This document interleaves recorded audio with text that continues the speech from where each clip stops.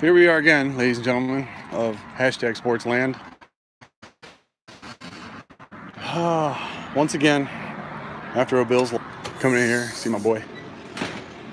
It's actually a special day, unless he wants to tell you. I'm not going to say nothing. You right there? No, I'm pretty far from that address. Yeah. Oh my goodness. You all right? No. Hey everybody. So Mario is locking in the tripod. I don't know if that's good enough, Mark. Are you really that? He's a math teacher, guys. He's not an engineer. Watch it snap and knock the thing off. I know, right? What's up, buddy? What's up? So celebrating an annual birthday. So this is my 11th annual 25th birthday. He's old. I'm kidding. He's very 36. old. It's not that bad. This guy's old. Funny story about this guy before we get started. I pulled him out of retirement for a friend of mine, semi-pro football league. And then I said, Mario, just do me a favor. You're old. Don't break your hip. Lo and behold, I broke my hip. Oh, It was not good. no. But No. that being said, you know what? A lot of Bills fans are going to have a lot of negative reaction to this game and what happened today. I honestly don't have. I have a few bright spots to talk about into this. Can we check your house for a carbon monoxide leak to make sure you're It's not yeah, there's a leak. delusional? There's definitely a leak. I'll just tell you right now, there's definitely a leak. But All right, so I'm going to get these up on all our Bills chats we're part of. Very happy to be broadcasting Buffalo Bills fans only, Buffalo Bills 13th man. So we thank everybody for that support as we kind of go through the pluses and minuses. More minuses from today's 22 to nothing lost by the Buffalo Bills. The one thing I will say is that I personally haven't ever had my kicker put up a goose egg in a game before. Stephen Hauschka had the quietest day of any fantasy relevant player on your roster, putting up 0 points, 1 kickoff. I don't even think he made the trip. I don't even think he was there. You know, here's the thing. He kicked off once. Yeah, he kicked off once, and the funny thing is that technically speaking, if we were still carrying a kickoff specialist, he would have had nothing to do. Oh my God. Remember I that? also could have had some food on the sideline. Yeah. Remember the kickoff specialist? That was terrible. What were we doing? I have no idea. But start off with my positives. Okay. Okay. Let me just pull the stats. But if you'd have told me that the Bills defense hold Aaron Rodgers to 55% completions, pick him off, cause a fumble. They dropped 2 picks. They dropped two other ones. picks. So there were a bunch of they picks were left playing out there. very well, and the thing was, and I'll wait till we get more people in.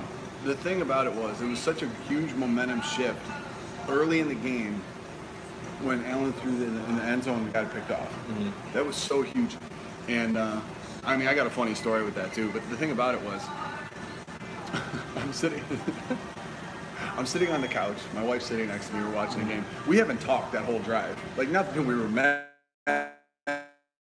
We just weren't watching the game. And, they're driving. It's 3rd and 5. They're in field goal range. Just out of nowhere, I say, you got 3. Don't do anything stupid. And we had previous, my wife and I were previously talking about, we just had our 3rd child. So she goes to me, are you talking to me? Because I was so in tune to the game, what was going on. I go, no, they just can't do anything stupid right here. And lo and behold, Josh Allen throws the interception, but which ends up being a 6-point swing. They come down and kick a field goal. What are you going to do? I mean, at that point, what are you going to do? They got the ball at the half, up 16 instead of 13-3. So, I mean, I still struggle with this one a little bit, right? So Bills fans, it's been very polarizing for us across the board. Right, so you get the win last week, and you're finally thinking to yourself, "Hey, we're moving, we're on the right track." And then you get to a game like this, where I mean, you want to talk about high percentage throws being a thing of the past. I mean, there was nothing easy that was given to Allen. So even through the struggles throughout the first half, they didn't change game plans at all. They just kept trying the same approach over and over. And, unfortunately, I understand that your wide receiver group is not phenomenal. They're not great.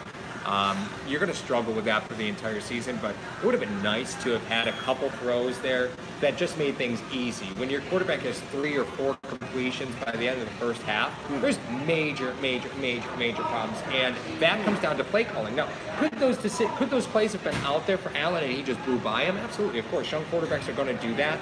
But the conversation has to happen by saying, "Listen, I'm trying to help you here. You got to help yourself."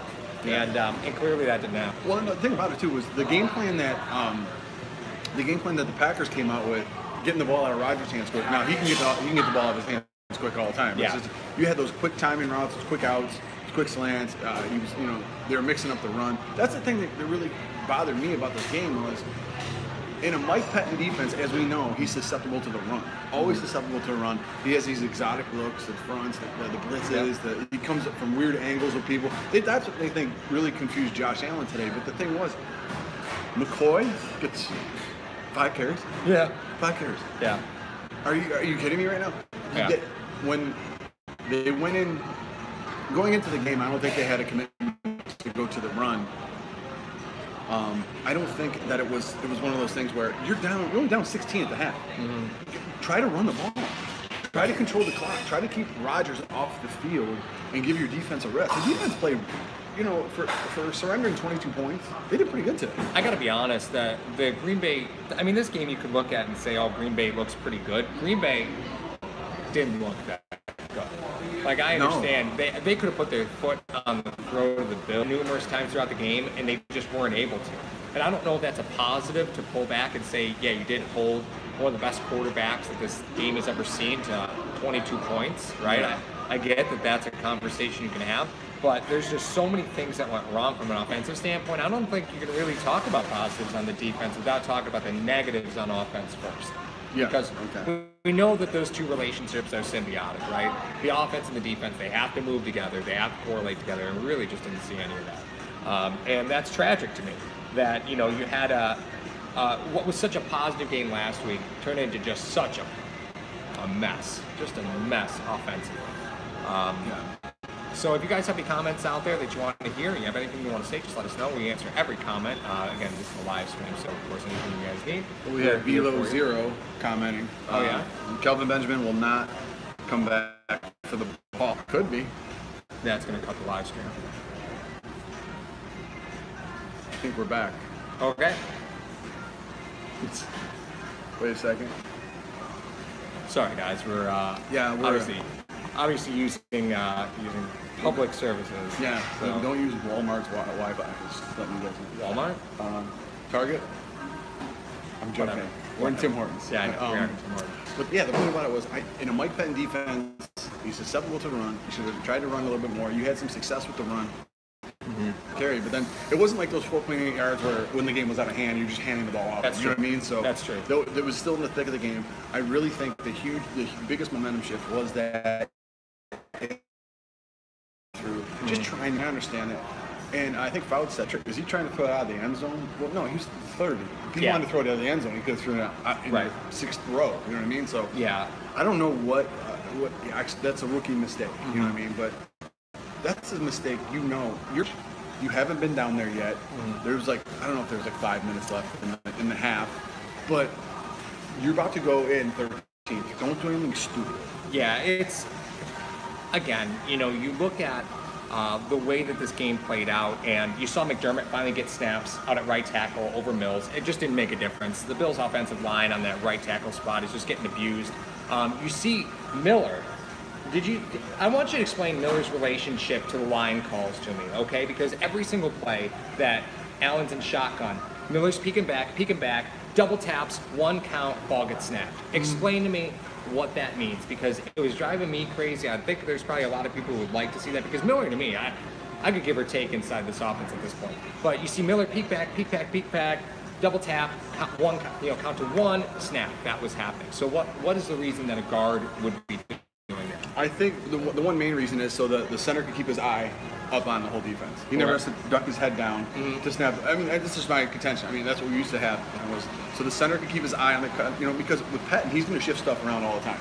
So you need to have Bodine make that call, and with Mills right next to him. He's like, okay. No, it's Miller. Oh, Miller. I'm Yeah. sorry. So he sees him. He taps him a few times. You know what I mean? He could have mixed up the cadence a little bit more with how much they were bringing pressure. Martinez looked like an animal today. Yeah. And he was just all over the place. But like that's in my respect.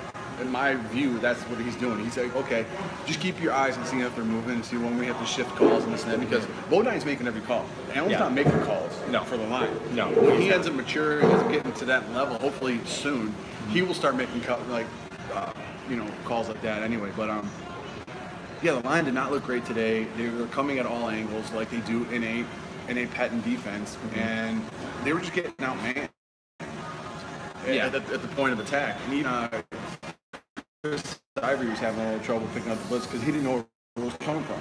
And Allen didn't do himself. They were at least trying to create a pocket, and he would run out of it. Oh, yeah. Step up, and the time he just faced, they chased him down. You know what I mean? It was. If you want a class on how to navigate a pocket, you just go ahead and you watch Aaron Rodgers, because Aaron Rodgers manipulates a pocket like the great quarterbacks inside the NFL. Big Ben does a great job of moving the pocket. Like there's some quarterbacks who do a great job of it. And today you got a front row seat to what it looks like for a quarterback who has trust in his line and will manipulate the pocket throughout the play, and a quarterback who is running for his life at times. And Allen's got that big arm. And again, when Allen was in trouble, he just throws fast. When he gets in trouble, he's going to trust his arm. And unfortunately, that arm, whether it's a 7-yard out that's running across the direct, as he rolls out, a receiver's going to run parallel to him, right? Now, unfortunately, if that receiver's only 7 yards out, he's sitting in dead red. He's like, I'm in trouble. I'm in trouble. Don't throw it. Don't throw it. I won't catch it. I know. But that's what happens, with the young quarterback. And I think that's important to remember. This is a very young quarterback. These are the things that you get when you draft a young quarterback. Not everybody is going to have the success that Russell Wilson had his first season. Not everybody's going to have the success that Tom Brady had his first season. This is what rookie quarterbacks do. And you see there's a very, very large difference between year one and year two with a rookie quarterback. We didn't see this type of issue with Aaron Rodgers because he sat for 3 seasons behind Favre. This is what you get with a rookie quarterback. So there are times that you need to keep that in mind. However, Daboll's play calling, I don't think helped him out. No. He didn't try to get the ball out of his hands quick. He didn't try to give the kid confidence throws. You know what I mean? Like a quick screen here or there, or one of these other plays. They tried running that motion when they had the 2-back set. Motioning, and then he tried to throw a slant underneath it to Benjamin. It just didn't work. A couple drops today too. I mean, we can't really fault Allen for it. I don't think Daboll, because what we talked about last week on the post game was so huge. The fact that you surprised Minnesota with that. You were able to get some timely turnovers. Now, the Packers fumbled the ball 3 times. Rodgers put the ball in harm's way a few times. They could have been in this game. Even how bad they were. Defense was keeping him in this game. It was one of those. It was nice to see Rodgers under constant pressure all day. I will say that. Because he was under constant pressure, but the Bills didn't bring that blitz package like we saw last week. So they tried to get cute with it. They tried to because if you blitz Rodgers, you're giving him the answers to the test. I mean, as much as I like Cousins, it's less men in coverage. Yes. Yeah. And plus, you're playing man behind it, and Lewis had some trouble today in coverage. I mean, what did you expect? You're putting him up against Geronimo Allison, who is an undrafted free agent. But I mean, he's huge. Yeah. Like, he's a big target to have to cover. So, again, I get why you're trying to bring pressure with 4, but the front 4 for the Bills just doesn't generate that constant push. That line was able to create the passing lanes for Rodgers at will most of the day. That one run that Rodgers had to set up their second touchdown. Oh my God! What was Murphy doing? No idea. He did like a loop all the way around. Couldn't tell you. But the problem was, because of the ends, and they might have scouted this, or Rodgers, like you said, was manipulating the pocket in such a way that they were rushing up the field. Murphy and Hughes were both going up the field so hard that, and were staying in the middle. You were creating those throwing lanes for Rodgers. You didn't even have to manipulate anything. Yeah, that's exactly it. So that's what would happen.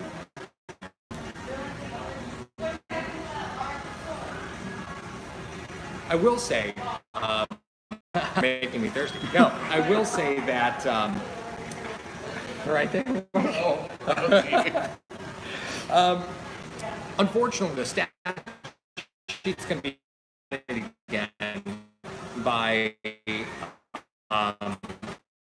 four guys. Their routes were open. So Zay Jones, again, there was nothing phenomenal, nothing fancy there. Kelvin Benjamin, bad. Like, just no separation. Revisit real quickly the conversation.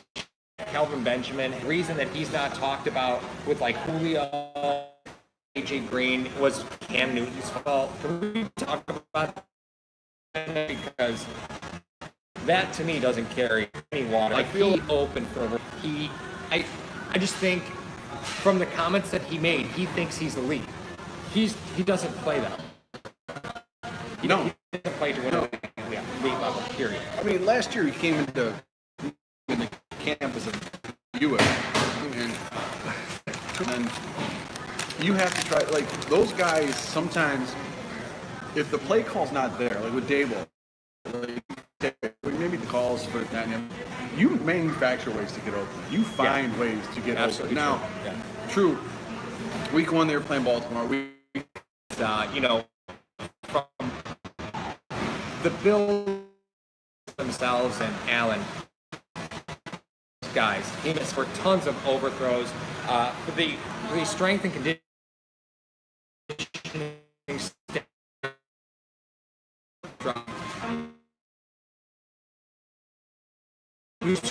flying all over the place. Don't do it. But you know, it's unfortunately this is what you get with rookie quarterbacks to it. Yeah. You know, this is what you're going to get. So from a game plan standpoint moving forward, I think you need to revisit Monster Clubhouse should be Anthony Johnson from UB when you so could you get him on draft wide receiver?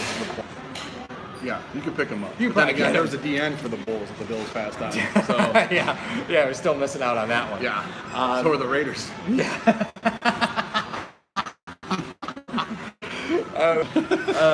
So the Bills really only had one all day. Yes. You know, they had one sniff at anything close to points all day long, and I think you need to go back and one thing I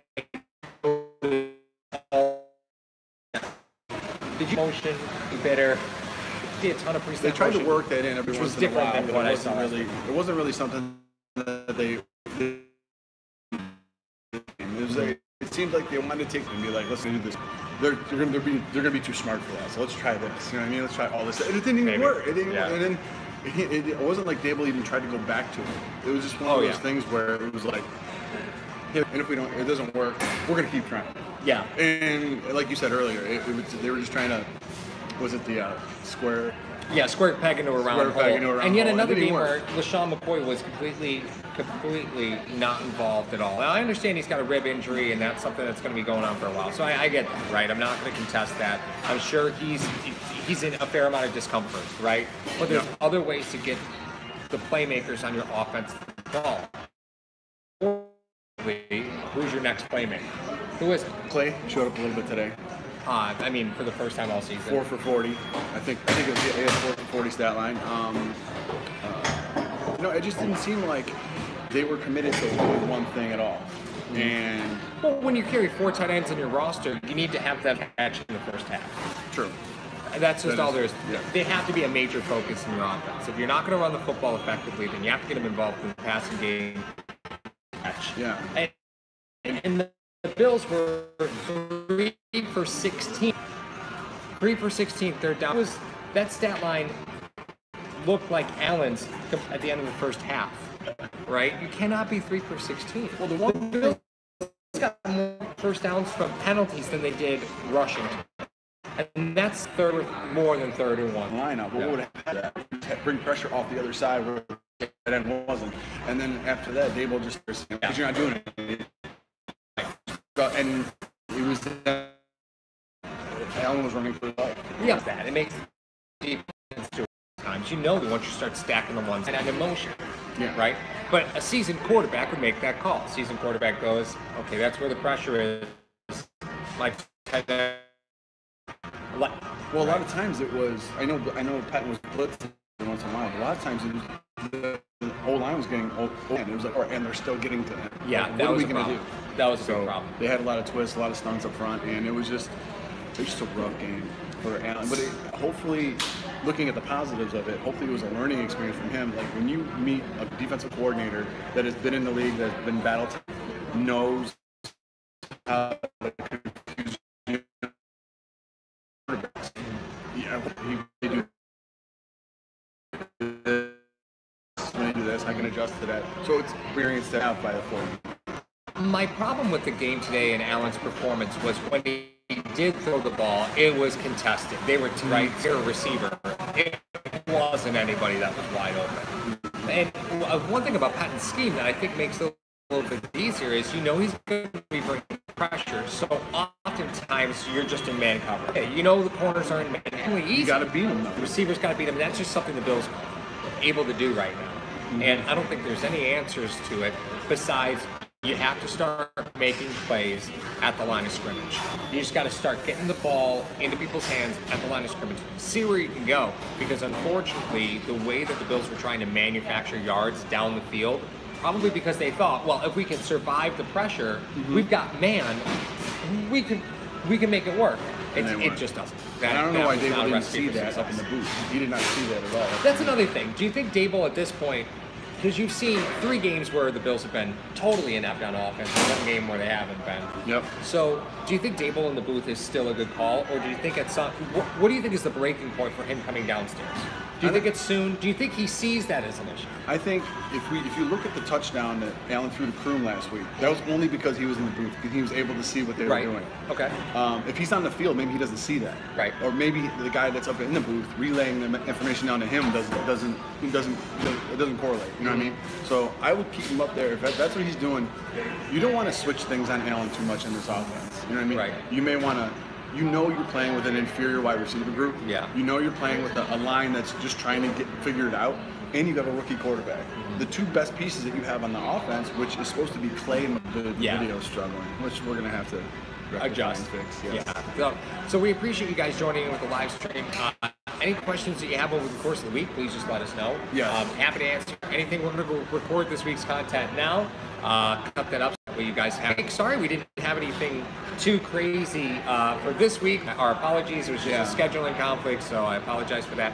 We're going to record this week's content right now. Anything you want, just go ahead and hit us up on Facebook. We'll be talking about it for the next hour and a half week's content. So anything that you guys want, just let us know, and we will be sure to work it into our videos. Of course, we love viewer submissions. So anything at all, just go ahead and get it to us. If you are one of the Bills fans who's out there thinking that this game was just a blip on the radar, I hate to break it to you. We've seen enough to know that last week was the blip in the radar. Yeah.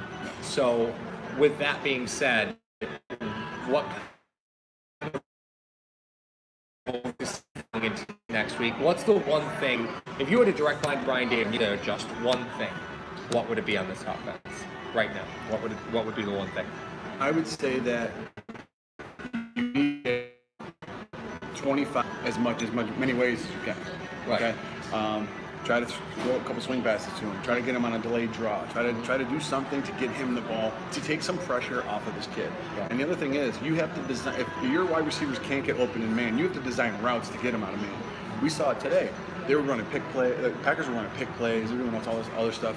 And the Bills just simply aren't doing that in their offense. So if you're able to end up freeing some of the wide receivers that are in man and they can't get open by themselves, you have to try to get them open. So that's one of the things I would tell them. I think that's a fair point. So the Packers did a lot because the Packers have had a very, very wide-ranging group of wide receivers there the last few years. And you can say all you want that Aaron Rodgers makes them better. Well, of course Aaron Rodgers makes them better. But the fact is that Mike McCarthy runs receiver packages where things are easy and digestible for those young receivers. So you see a lot of bunch packages. You see a lot of, double sets on the right. So you see a lot of stuff that makes a wide receiver's job a little bit easier.